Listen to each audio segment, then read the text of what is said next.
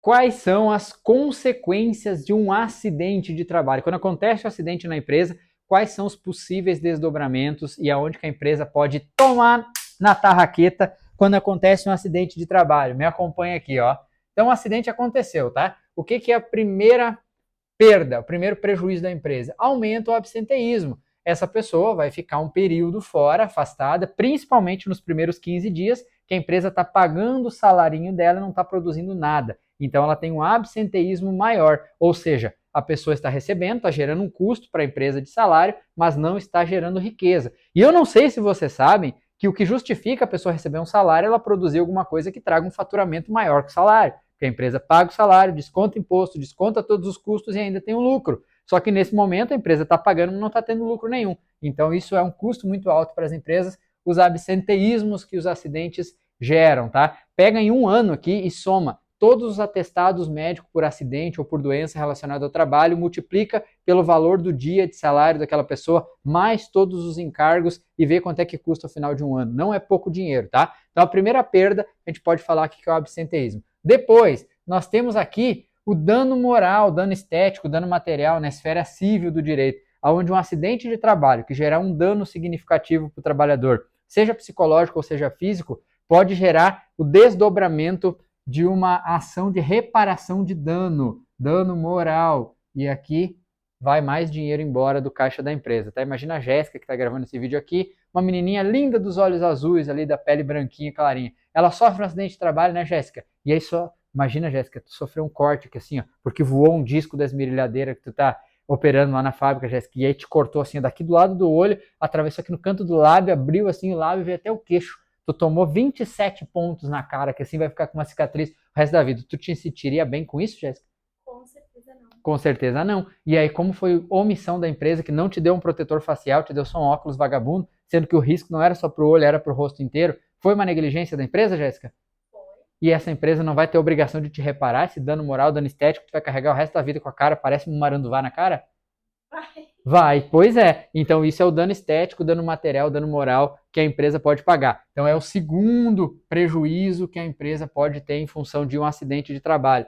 Se esse acidente despertar por algum motivo uma denúncia ou uma fiscalização do Ministério do Trabalho, a empresa pode ter o auto de infração do Ministério do Trabalho, da Auditoria Fiscal do Trabalho, e aí vem as multas da NR 28. Aqui já é a terceira possibilidade de perda. Se houver um óbito ou um dano muito grande, que seja configurado um dano coletivo, entra em ação também o Ministério Público do Trabalho, quando é considerado um dano coletivo, tá? Um dano à sociedade que essa empresa está causando.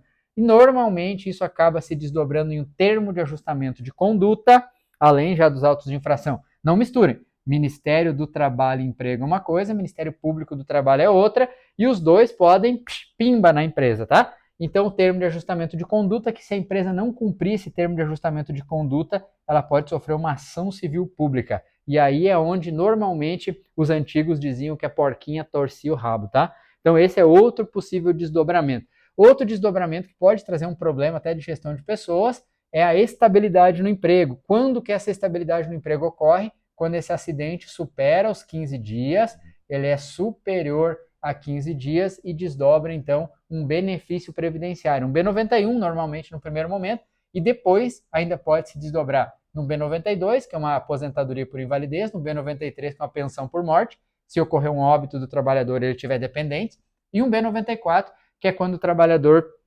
perde uma parte da capacidade para o trabalho, consegue trabalhar, mas com uma perda parcial permanente. Ou você entra para a política, que a minoria faz isso, ou você vai trabalhar de fato, e aí você tem essa perda parcial e recebe esse B94. Qualquer um dos quatro benefícios impactam no FAP, inclusive, e o B91 especificamente gera estabilidade, conforme o artigo 118 da Lei 82.13 de 91, se você quiser anotar. Então aqui você vai começar a empilhar pessoas que, se começarem a não produzir, ser, enfim, contaminar o ambiente de trabalho, sabendo que tem estabilidade e vão fazer corpo mole, esse tipo de coisa que a gente não pode passar a mão na cabeça do trabalhador, que acontece na prática, tá? Mesma coisa que estabilidade de cipeiro. É uma realidade, a gente não pode tapar sol com peneira. É um problema de gestão de pessoas que se gera em função dos acidentes? É. Então, mais esse problema, 1, 2, 3 aqui 4, 5 problemas, o sexto possível problema que acaba gerando algum tipo de perda para a empresa, tá? Voltando aqui para o benefício B91, quando o trabalhador se acidenta, tem atestado superior a 15 dias, faz perícia no INSS por acidente de trabalho, ele tem esse benefício acidentário, que é o B91 despachado, tá? Além da estabilidade no emprego após a alta do B91, vai impactar no FAP, no fator acidentário de prevenção, que sai do 0,5, que é a origem dele, e vai subindo, podendo chegar até 2. E esse número mais próximo de 2 multiplica o RAT, que é aquela alíquota de 1%, 2% ou 3%, que a empresa vai recolher. 2 vezes 3%, pode até dobrar, né? De 3 pode ir para 6%, sobre a folha de pagamento da empresa. É muita, muita, muita grana. E cada acidente que gera um B91 impacta por 2 anos no FAP da empresa, porque pega 2 anos no período base, sempre. O período base é 2 anos do FAP. E aí tem outras aulas para explicar isso, tá? O fato é que pode custar 100, 200, 500, 700 ou até milhões de reais esse benefício com o aumento do FAP que impacta no RAT, que bate lá na folha de pagamento, beleza? E outro prejuízo para a empresa é uma ação regressiva. O que é ação regressiva? Quando algum desses benefícios aqui, ou os B91 em lote, eu tenho lá 20 B91, cada um deles custou em média 10, 15 mil reais. A Advocacia Geral da União, acionada pela perícia médica do INSS, quando tem indícios de negligência da empresa, ela deve promover uma investigação e abrir um processo de ação regressiva contra a empresa. Ou imagina que é uma pensão por morte ou uma aposentadoria por invalidez. A pessoa tem 30 anos, expectativa de vida até os 77, ela vai viver 47 anos, vezes 13 benefícios por ano, vezes R$ 2.500. Faz a conta, isso aqui vai dar mais ou menos 1,5 milhão.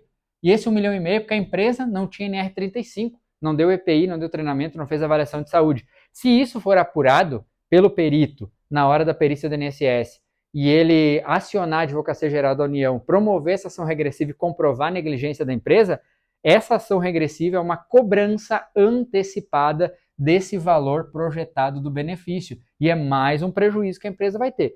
Então ela vai perder dinheiro no absenteísmo, ela vai perder dinheiro numa indenização por dano moral para o trabalhador, ela vai perder dinheiro nas multas lá do Ministério do Trabalho, nos autos de infração, ela vai ter que assinar TAC, gastar dinheiro aqui para ajustar tudo do dia para a noite, ela pode perder dinheiro aqui no FAP, que impacta no RAT, que impacta na folha de pagamento, e ela ainda pode ter que ser condenada a pagar o prejuízo que ela gerou para a Previdência Social pela negligência dela. Então, olha só, eu nem estou falando aqui de clima organizacional, eu não falei aqui da rotatividade, eu não falei aqui da reputação da empresa, que são coisas que são subjetivas, a gente não sabe o tamanho do dano. Eu estou falando de coisas aqui que a gente pode pesquisar por jurisprudência, a gente pode pesquisar pela tabela 28, a gente pode fazer o cálculo pela folha de pagamento da empresa, coisas tangíveis que você pode calcular e projetar o tanto de dinheiro que um acidente de trabalho pode tirar do caixa da empresa. Fora essas questões de clima organizacional, reputação, que também acabam prejudicando o negócio de alguma forma, são um pouco mais difíceis só de quantificar em um primeiro momento. Então, olha só,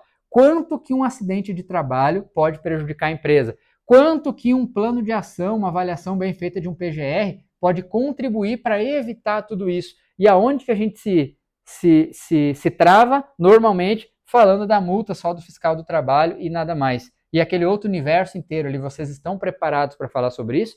Vocês têm lastro, vocês têm base, vocês têm conhecimento para falar do FAP, do RAT, da estabilidade no emprego, da ação regressiva, do TAC, vocês falam de dano moral, esse cálculo que vocês conseguem fazer olhando para o passado, olhando os últimos 5 anos da empresa e quanto que o FAP já impactou na empresa, ou se não impactou, quanto a empresa ganhou por não ter os benefícios, o que justifica manter as medidas de controle e evoluir nas medidas de controle, entrando na era aí dos psicossociais, cada vez mais as pessoas adoecendo por doenças mentais, desenvolver programa de qualidade de vida, programa de saúde mental, investir na NR12, investir no trabalho em altura, investir na prevenção de máquinas ali por esmagamento de mãos, indústria tem muito disso. É assim, mostrando dinheiro na mesa, que a gente justifica que é muito mais barato investir nas medidas de proteção do que pagar toda essa conta e por força do Ministério do Trabalho ou do Ministério Público, de qualquer maneira vai ter que implementar. Só que aí vai ter que implementar do dia para a noite, sem programação nenhuma, e ainda com todo esse custo já instalado, ou seja, é muito mais caro. É assim que a gente justifica que segurança do trabalho é um investimento e não um custo. Por quê? Porque o investimento traz um retorno muito maior. Eu vou investir 200 mil na segurança e vou evitar 2 milhões de prejuízo. Investimento é quando você aporta capital e tem retorno. E dessa forma aqui a gente consegue mostrar claramente que a segurança do trabalho investida traz retorno. Vocês estão entendendo o que eu quero dizer? Bom, se vocês quiserem entender tudo isso e muito mais em detalhes, eu convido que você entre em algum momento aí na nossa turma do SAT+, que é o nosso curso que fala sobre acidente de trabalho, sobre nexo técnico epidemiológico, sobre Gildrat, sobre FAP, sobre financiamento da aposentadoria especial, LTK, Tia Social, PPP eletrônico, que nem entrou nessa parada aqui. Aqui a gente está só no acidente de trabalho, tá? E quando você achar que é o momento certo, que na verdade o momento certo é hoje, tá? Porque alguém está entrando e correndo na tua frente ganhando dinheiro que tu não está ganhando por não ter esse conhecimento, mas a hora que for pertinente para você, cogite entrar na nossa turma do SAT+, beleza? Um abraço, até mais.